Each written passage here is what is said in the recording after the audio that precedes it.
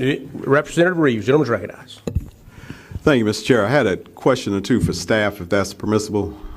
Yeah, the gentleman may ask his question to staff. All right, thank you. And for whoever can answer this, we had sought to try to put forth some amendments. Are we allowed to put any amendments forth on this bill? And the chair will take that question. As the gentleman knows, this is a conference report, which we can't amend in this committee. All right.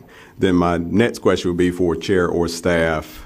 With the process of a conference report, is there anybody that can explain what that is for those of us who haven't been here and for some of our new members so that they'll understand what this procedure will be? Well, and as the gentleman knows, and I think all the members of this committee know by now, being that this is a joint rules committee generally made up of senior members of both parties, as the gentleman knows, it is where a conference committee is appointed, and those members get together, talk to different folks, and they come to an agreement, sign a report, and that's where we're at today. All right. Then if I may be recognized to debate. Gentleman's recognized to debate the bill.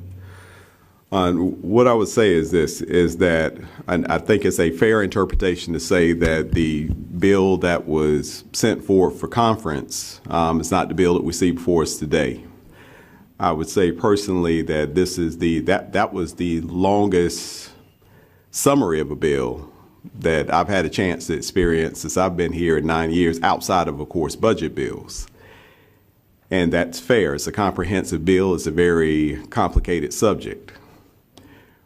What I struggle with is the process that brings us here. And what I think we can fairly say for a lot of people in this state, this is probably the most controversial issue that we'll be dealing with this session, even beyond the budget. And this bill, which I think is about 46 pages, gets dropped in one night in a conference report. We're here for the first joint rules session that I've been a part of. And I just don't believe that this is how democracy should work. I think that it may be a tiresome thing to hear from me, and I know I've talked about this before, but I believe that with a deliberative body, you have deliberations. I think rules is the final stop that we ought to have on any of our bills, but definitely should not be the first stop for a bill of any kind, but especially this magnitude. I am very uncomfortable with looking through this bill and seeing the wide range of subjects that are affected with this bill, knowing that, at least to my knowledge, not even half of this body was consulted about how to do this, how to proceed, and what the effects are. For as many times as I, as an attorney, have heard the attorney jokes about legalese and things of that sort, the problem that I have on this bill is that this affects the rights of over half the population of this state, and it's being treated as a one-off when you've got to read it in place with all the other bills that we've passed over the last 10 years that affect this issue. It is an incredibly personal issue. I see points in this bill, for instance, that discuss rape, that give us no discussion about how those exceptions are played out. As a prosecutor, I know how sensitive that subject can be, how many issues that you can have with people who are trying to avoid the criminal process, but have been unfortunately put in a horrible situation. I know that this is more than whether or not a woman wants to make a decision about having a child, not having a child. I know of all the health issues that come along with this subject.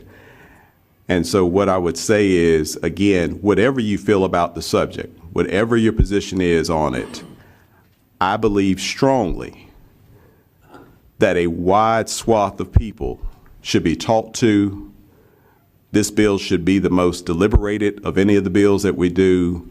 And this should have been something that should have gone through a full committee process in both chambers with full discussion instead of people scrambling last night and scrambling this morning to try and figure out what exactly this bill does or does not do.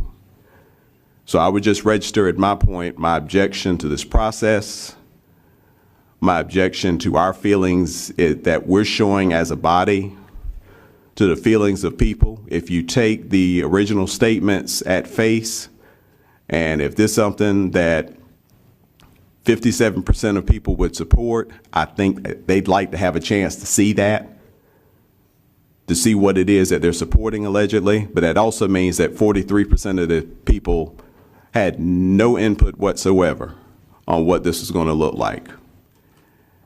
That saddens me as an elected official, and I would ask that going forward, we keep that in consideration, because I would be shocked if we can put together a 46-page bill in the dead of night, and that everything in that is perfect and even does what you intended it to do.